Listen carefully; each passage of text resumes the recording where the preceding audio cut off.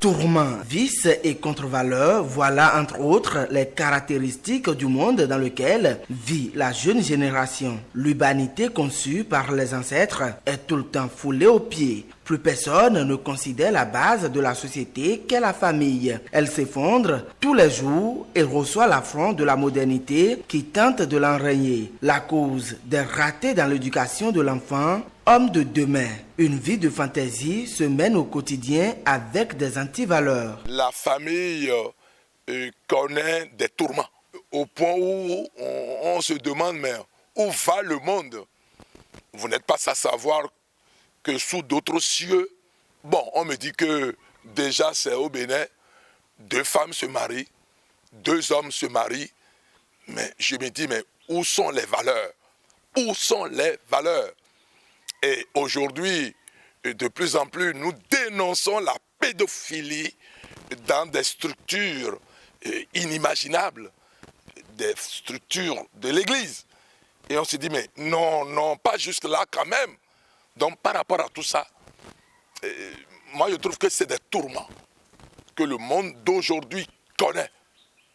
C'est vrai, de plus en plus, il y a la nouvelle éthique mondiale où on trouve que papa, on n'en a plus besoin.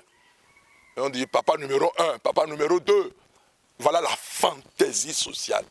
Et face à la psychose, des ONG militent pour le renversement de la situation. C'est le cas de l'ONG Akpé Famille de Alain Rouillard, basée à Abomey-Konkwegbo, Souhoué, qui met à la disposition de la société un centre de préparation au mariage. Ici, les jeunes aspirants au mariage et mariés recevront des conseils pour mieux parfaire leur union pour une éducation de qualité aux enfants. Une bibliothèque bien fournie y est pour le job. Il ne faut pas rester les bras croisés.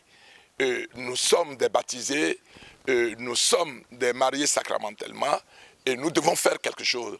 Et faire quelque chose, c'est un peu qui m'amène à monter ce projet. Les gens n'aiment plus pratiquement le mot famille, le terme famille.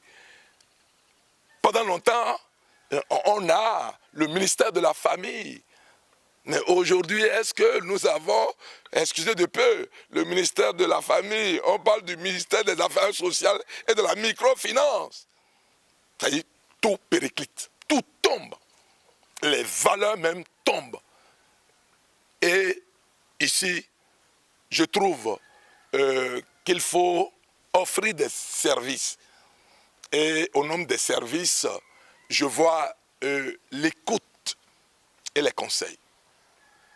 Je suis un conseiller conjugal et de par ma formation d'éducateur social, je peux écouter les difficultés de X, de Y, depuis les enfants, les jeunes, jusqu'aux adultes.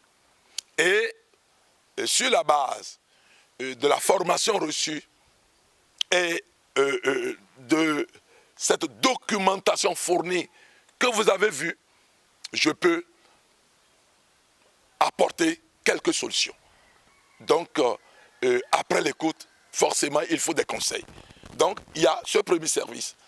Après ce premier service, je pense à l'éducation, à l'affectivité.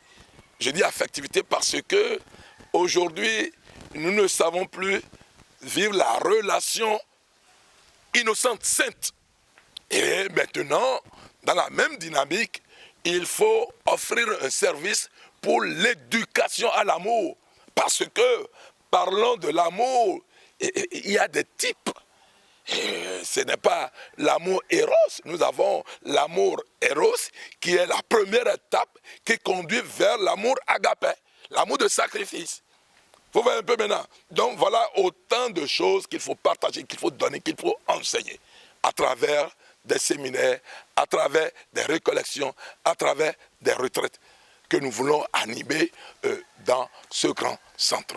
Il y a la préparation au mariage. Parce que si vous observez aujourd'hui, 2 jeunes se rapprochent d'un prêtre, nous voulons nous marier. Mais quel a été le parcours?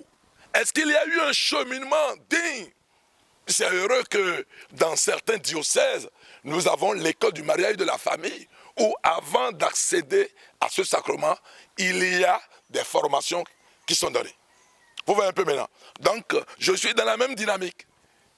Ici, vous pouvez venir pour recevoir des formations qui vous prédisposent, qui vous disposent à aller à ce sacrement.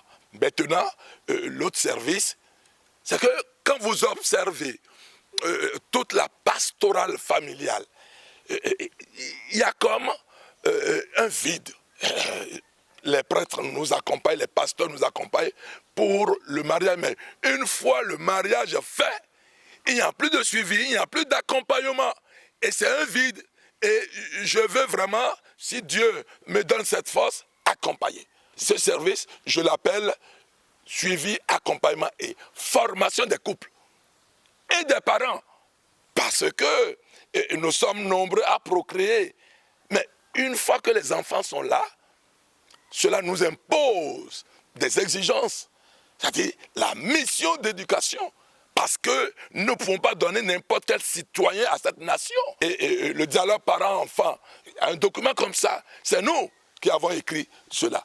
Je ne peux pas, avec tout ça, croiser les bras et regarder mon pays, regarder mon église. Ce centre se veut donc un lieu de reformation de la société à travers enseignements et activités de lecture basées sur le mariage et la bonne éducation. Le local devant abriter ce noble centre étant en construction, tout homme assoiffé d'une société nouvelle est invité à apporter son soutien pour la finition. Ce projet est un projet social.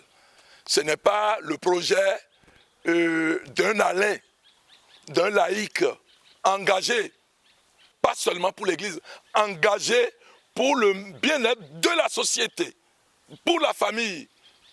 Et je voudrais saisir donc l'occasion de ce reportage pour inviter les frères et sœurs, les Béninois, même les frères et sœurs de l'humanité, à se tourner vers moi pour